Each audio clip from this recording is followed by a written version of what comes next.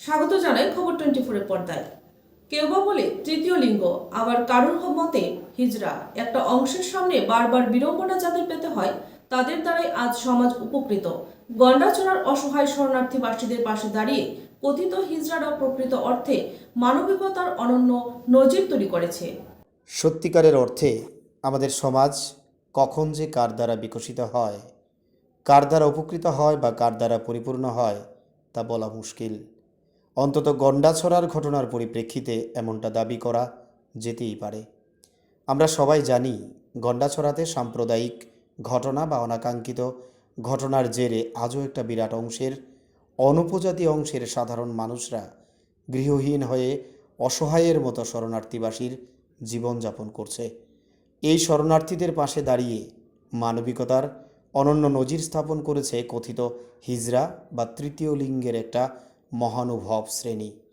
আচমকাই যারা সবসময় অন্যের করুণা নিয়ে বাঁচে, যারা সবসময় অন্যের দরজায় কড়া নাড়ে, তারা এবার কিছু কাপড় তুলে দিলেন শরণার্থীবাসীদের হাতে।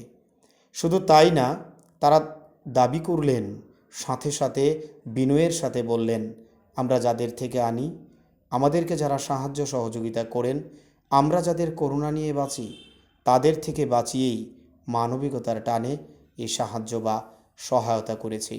সত্যিই তো, যেখানে আমাদের সমাজ মুখ ফিরিয়ে নেয়, যেখানে আমাদের সমাজ রাজনীতির রং বিচার করে, যেখানে আমাদের সমাজে কথিত সভ্যতার চালিকা শক্তিরা কী বলছে সেদিকে তাকিয়ে থাকি আমরা, সেই জায়গায় দাঁড়িয়ে যখন অসহায়দের পাশে দাঁড়িয়ে অনন্য বার্তা তৈরি করে হিজড়ারা, তখন কিন্তু তাদের প্রতি নত মস্তকে নমন জানাতেই হয়। ব্যুরো রিপোর্ট, খবর 24। আমরা হিজড়া মানুষ, টারজান্টার মানুষ, আমরা আসছি ওদেরকে দেখার জন্য।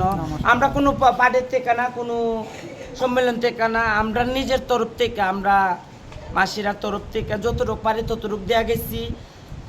আবার আমি আমু ওরাকে দেখতে, আবার আমু যতটুকু পারি ততটুকু দিব। সবাই টাকা ওরার দিকটা। নমস্কার, সবাই ভালো থাকো।